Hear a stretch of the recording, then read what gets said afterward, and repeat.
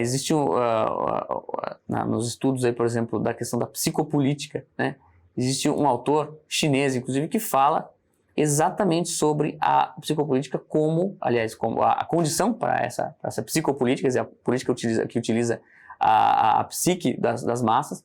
A condição para isso é um movimento civilizacional, um movimento histórico, que ele diz que é o seguinte, que talvez é uma hipótese, né, que eu coloco aqui como uma hipótese desse autor e que acaba sendo uma coisa que a gente está observando e, enfim, que a era de liberdades talvez seja as eras de liberdade, as épocas de mais liberdade, democracia que a gente viveu a maior parte das nossas vidas, talvez ela seja somente uma transição, uma época transitória, uma transição entre um esquema de poder e outro esquema de poder.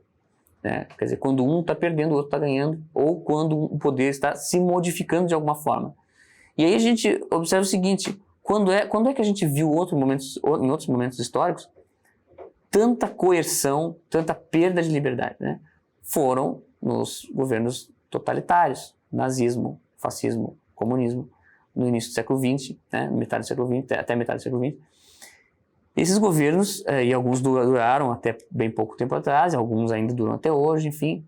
Esses governos, eles oprimiam a população, a própria população, chegando ao ponto de dizimá-la, né? De matar mesmo os seus cidadãos, governantes matando os governados, né? Em nome de ideologias, em nome de diversas coisas. Mas a questão é a seguinte, eles agiam claramente com o objetivo da coerção, né? Sem nenhum tipo de motivo. A gente pode dizer que, por exemplo, existe sempre uma justificativa, sempre uma intenção, que é sempre uma coisa globalmente bem vista, de certa forma. O comunismo, né, as doutrinas de esquerda, têm a ideia da solidariedade, de um mundo igualitário, etc. O nazismo também tinha suas razões, né, que hoje, digamos assim, ninguém defende, mas o comunismo está aí sendo defendido, e são ideias que tinham a sua justificativa, né?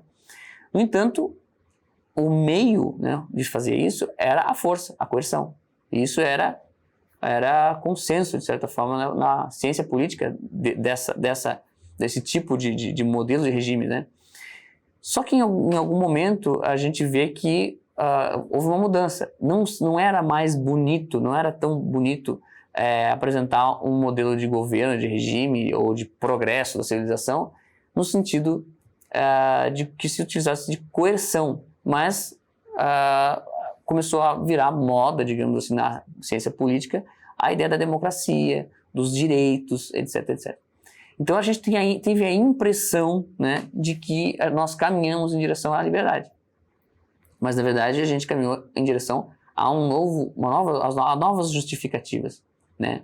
E a gente está vendo isso agora. E por que eu digo que é exatamente isso, que não houve uma, digamos, deturpação? Por que a gente pode dizer que não houve uma deturpação da liberdade?